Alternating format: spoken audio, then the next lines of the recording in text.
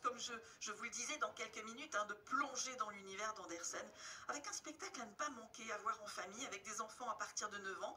La bergère et le ramoneur, c'est à voir à la Comédie Nation, rue de Montreuil, dans le 11e arrondissement. C'est un conte, bien sûr, revu et largement corrigé par Lila Pellissier, que j'ai le plaisir d'avoir ce matin au téléphone sur France Bleu Paris. Bonjour Lila. Bonjour. Merci beaucoup d'avoir accepté cette invitation. Alors, vous êtes comédienne, mais aussi auteur, metteur en scène de cette bergère et du ramoneur. Nous allons parler de votre travail, mais d'abord un petit mot peut-être de la compagnie de la Lune éblouie, qui porte un très joli nom et qui fait un sacré travail. Comment présenteriez-vous la compagnie en quelques mots, en quelques phrases? La Lune éblouie, alors déjà, le nom vient d'un poème de Prévert. Oui. Voilà, nous avons choisi ça en hommage à Prévert parce que c'est un poète qui m'inspire beaucoup. Et donc, la Lune éblouie, on a formé cette compagnie il y a 2 ans à peu près. On a tous entre 22 ans et 30 ans, donc c'est une compagnie émergente. On s'est rencontrés en école de théâtre. Il y en a qui sont encore en école de théâtre. Moi, je suis à l'école supérieure du théâtre de l'Union, à Limoges, et Jeanne est au CNSAD à Paris. Et la compagnie, en fait, on a commencé avec La Bergère, qui est une pièce que j'ai écrite. Et on aime beaucoup le théâtre de Tréteau, le théâtre populaire et le monde du rêve, de l'onirisme. Ce qu'on défend, c'est un théâtre populaire, un théâtre galvanisant, du rêve et du conte, quoi, finalement. Donc voilà. Donc voilà la belle aventure, absolument. Alors vous êtes parti du conte d'Andersen, on le disait, pour écrire une partition plus actuelle, en soulignant quand même les thèmes qui concernent notre époque. Déjà, on peut rappeler peut-être quelle est la trame de cette histoire dans laquelle le roi s'ennuie terriblement? Oui, alors l'histoire du spectacle, en gros, c'est un roi qui s'ennuie terriblement, effectivement, au pays du fort lointain. C'est le nom du royaume. Ouais. Il est tout seul et ça fait des décennies qu'il est là à régner sur son royaume, mais sans grande conviction, avec son serviteur qui s'appelle Pierrot et qui est muet. Et un jour, l'oiseau, c'est son nom, il s'appelle l'oiseau, qui est l'ambassadeur de la ville des oubliés, qui est la ville où tous les gueux, on pourrait dire, du royaume, tous les gens qui sont oubliés vivent, vient voir le roi comme chaque jour pour le distraire.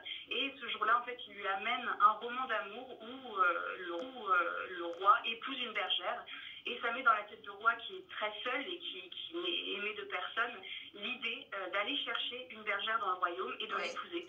Seulement, cette bergère aime un ramoneur et vit dans le musée de l'humanité, qui est un musée à la disposition du roi dans son royaume, où il y a plein d'humains qui sont exposés un peu comme des statues.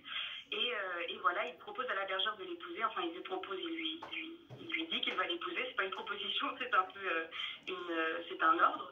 Et voilà, sauf que la bergère a soif de liberté, elle n'a pas du tout envie d'épouser le roi. Et voilà, et je ne vous dis pas la suite. Parce que non. Bien sûr. Voilà. Alors, justement, on a dit le public à partir de 9 ans, le public qui vient en famille, et les parents en général s'amusent autant que les enfants, sont aussi intéressés que les enfants, parce qu'il y a souvent plusieurs lectures pour les enfants et puis pour les adultes. Comment réagit justement le jeune public? Eh bien, écoutez, c'est assez intéressant parce que justement, on a fait une représentation scolaire il y a 2 mois de cela à Nevers, avec un public d'enfants, enfin plutôt d'adolescents entre 12 et 16 ans.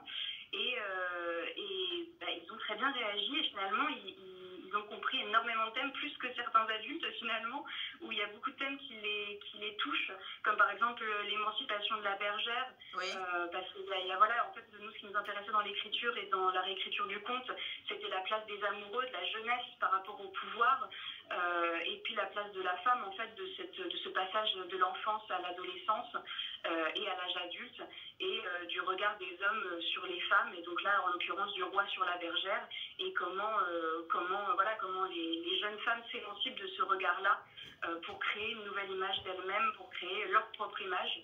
Et c'est vrai que ça plaît beaucoup au jeune public, aux jeunes femmes finalement, de voir ça, parce que c'est vrai que normalement dans les contes, les amoureux ont une figure un petit peu passive, ils sont un petit peu traînés dans l'histoire du début jusqu'à la fin, ils ne sont pas vraiment actifs de leur propre destinée. Ouais. Et là, ce qu'on voulait vraiment mettre en lumière, c'est le rôle de la jeune femme, de la bergère, et comment elle est active de son propre destin, et elle s'en sort, et elle devient le personnage principal. Et ça plaît beaucoup, je crois, au jeune public, quoi. Je crois que les représentations n'ont lieu que le vendredi, c'est ça?